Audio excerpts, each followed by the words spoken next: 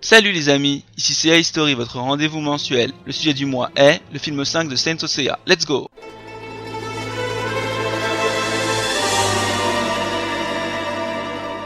Sorti le 14 février 2004, soit 2 ans après le revival de Saint Seiya Hades en 2002 et pendant la fête de la Saint-Valentin de surcroît, le film 5 de Saint Seiya est diffusé dans environ une quinzaine de cinémas au Japon. En effet, le but de ce film était de satisfaire les plus vieux fans qui attendaient que l'on porte à l'écran les aventures de l'Olympus Chapter, mais qui réclamaient que l'on diffuse aussi les 2 derniers chapitres de l'Hades Chapter, après le succès du Hades Junikuhen, Chapter Sanctuary pour les intimes. On engage donc Shigeyasu Yamauchi et sa touche lyrique. Le vétéran avait réalisé les 15 plus beaux épisodes et 3 des films de Saint Seiya existants. C'était le début de la fin, puisque ce dernier avait porté sur ses épaules la responsabilité du fiasco du film. Et oui, Kurumada lui-même l'a renié en prétextant que ce n'était pas son Tenkai et qu'il n'avait pas suivi ses lignes directrices. Il faut savoir que ce devait être le premier de 3 nouveaux films avant Chronos, le maître de l'espace-temps, et que l'auteur lui-même avait prévu de le diffuser en France, lors d'une évente accompagnée du groupe Make-up qui avait sorti un nouveau générique que l'on peut entendre à la fin du film, Never Seitoshi Seiya no Ten. Alors pourquoi un tel gâchis? Nous allons essayer de vous l'expliquer. Le film narre l'arrivée d'Artémis, déesse de la chasse et sœur d'Athéna, qui vient reprendre le sceptre d'Athéna Niké et retirer le commandement d'Athéna sur la terre, parce qu'elle a tué 2 des Olympiens, Poséidon et Hadès. Le film narrait aussi l'évasion de Thomas d'Icaros de la geôle sur l'Olympe. Ce dernier relâché afin d'aider les anges Odysseus, Ulysse en VF, et Théséus, d'après le manga introductif de 8 pages au Tenkai Enjoso, titre du film en question, car ce ne devait être qu'un prologue, comme je vous le dis. Le monde qui plonge dans l'obscurité et la lune qui apparaît en un instant. Une seule personne peut faire cela. La déesse de la lune, maîtresse des ténèbres. La lune brille encore plus intensément que le soleil.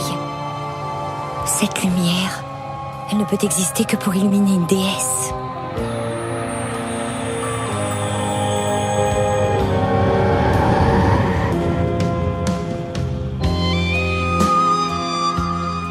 Athéna, ma sœur cadette. Artémis, te voilà. Athéna, comment as-tu pu tomber aussi bas? Quel déshonneur pour une déesse.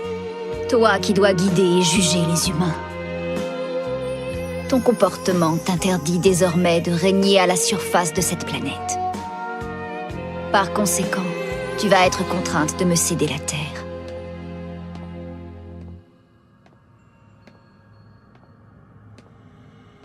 À présent, il est trop tard pour me dire que tu regrettes tes erreurs.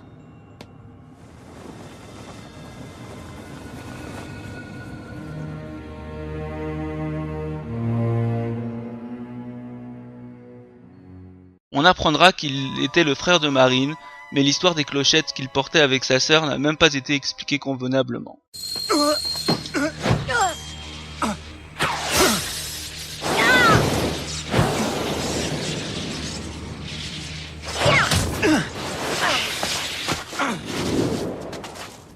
Qui es-tu, toi? Je recherche le propriétaire d'une clochette comme celle-ci. Ça te dit quelque chose?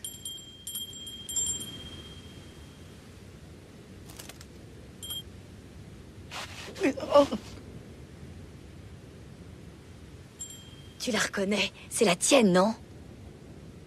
Femme! Ton cosmos n'est pas digne de ma présence.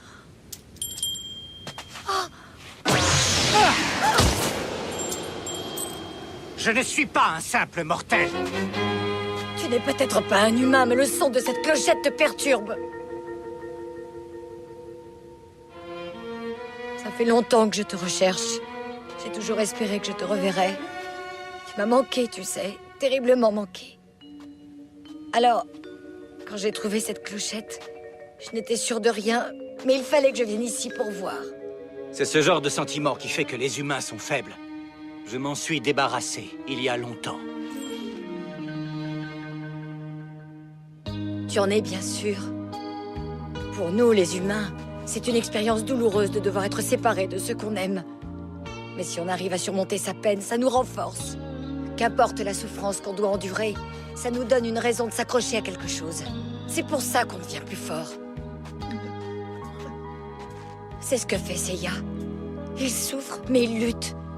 Et pour finir, il sort vainqueur.